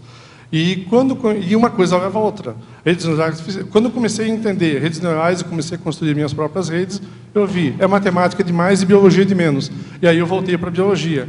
Olha só, a minha primeira aula foi lá no campus da neurociência, foi com o pessoal da neurofisiologia.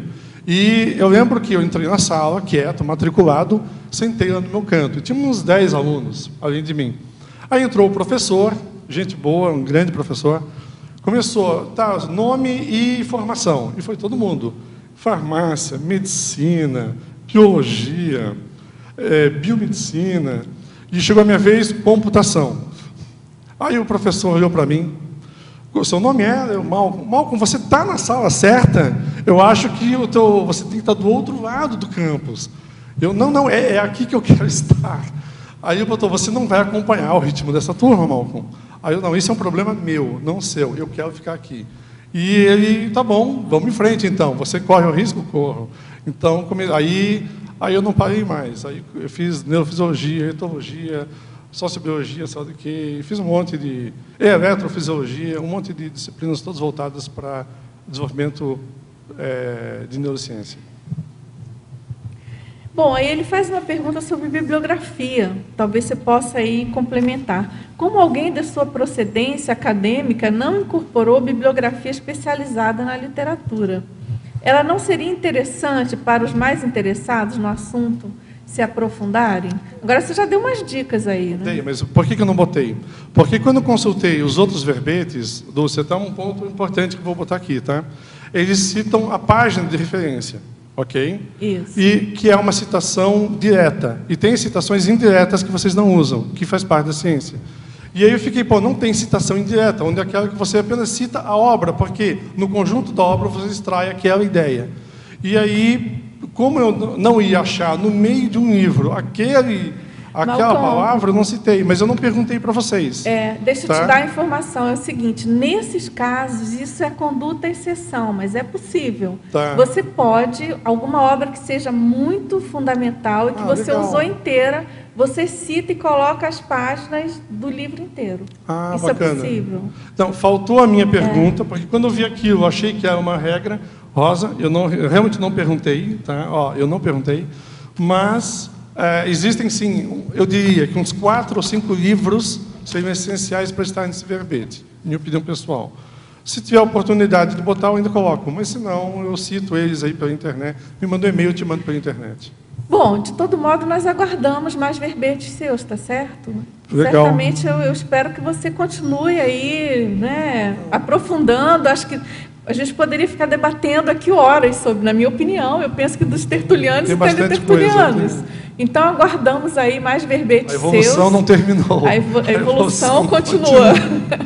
Felizmente. A evolução vai longe ainda, gente. Vai longe. Nós agradecemos muito a participação de todos, tertulianos e teletertulianos, do professor Malcolm, e aqui a presença dos nossos companheiros evolutivos, tá certo? Pela brilhante apresentação ao vivo aqui. E muito obrigado a todos e vamos aos nossos comerciais. Obrigado. Obrigado. Hoje tivemos 23 assinaturas no livro de presença, 10 perguntas presenciais, 18 online. Os recados são da Luciana sobre o Fórum de Responsabilidade Planetária, a Giovânia sobre o Congresso Autopesquisologia, Neida, a imersão em ectoplasmia e a Cíntia, programa Amparadores. Boa tarde a todos. Como o Malcolm disse, a evolução não termina e a evolução é muito baseada em aprendizagem. Então, você que gosta de aprender através de experiências práticas e vivenciais, análise de casos reais em que as pessoas estão aprendendo, está convidado para participar do encontro preparatório para o 2º Fórum de Responsabilidade Planetária. Por que eu digo isso? A gente vai centrar toda a nossa programação em análises de casos práticos de aprendizagem pró-evolutiva. Então, num primeiro momento, nós teremos uma mesa sobre empoderamento social e consciencial, de modo que a gente aprenda a ser mais atuante, mediador entre a sociedade intrafísica e a sociedade extrafísica na resolução dos nossos problemas evolutivos. Numa segunda mesa, nós vamos analisar do ponto de vista da saúde, como é que a gente pode fazer essa nossa mediação entre o ambiente e a saúde do nosso organismo. A questão da epigenética, né? Como é que a nossa alimentação, a poluição, tudo que a gente vivencia em termos de ambiente intrafísico altera a nossa genética. É exatamente a discussão que a gente estava fazendo aqui na tertúlia agora há pouco. E, por fim, a questão da reurbanização, que é o efeito disso tudo, né? Conforme a gente se qualifica e assiste melhor e qualifica a nossa paragenética, nós também somos capazes de reurbanizar o nosso entorno. Então, são 2 casos que serão analisados, um de reurbanização brasileira e outro de reurbanização no continente africano. Todos os interessados podem procurar a Reconsciência, ou a mim, ou a Lucimara, ali na epígrafe. Podem escrever para reconsciência, com T, reconscientia, @gmail.com. Muito obrigada.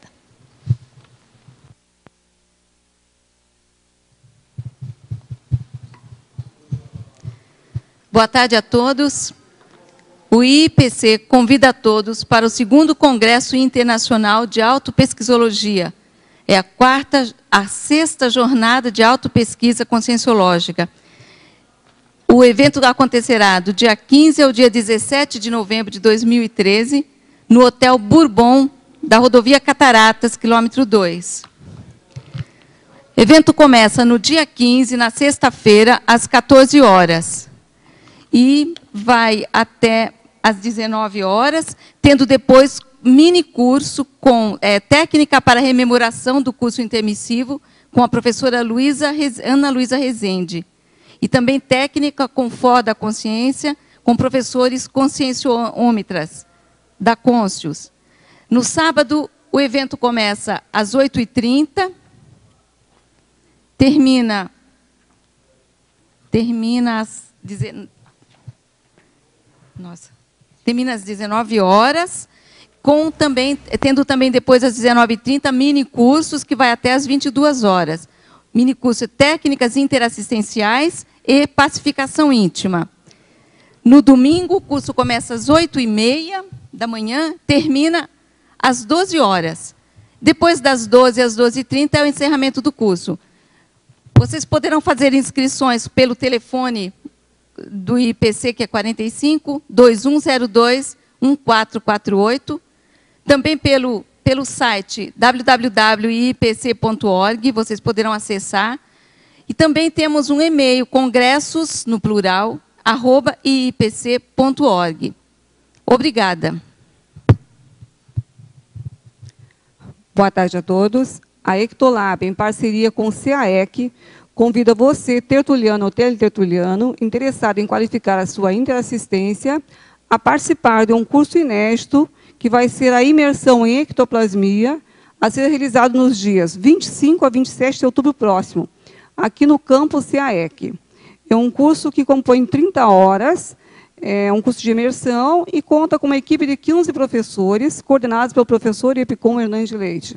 Então, este curso objetiva apresentar conceitos introdutórios sobre ectoplasmia, aliados a práticas bioenergéticas, com foco na interassistência.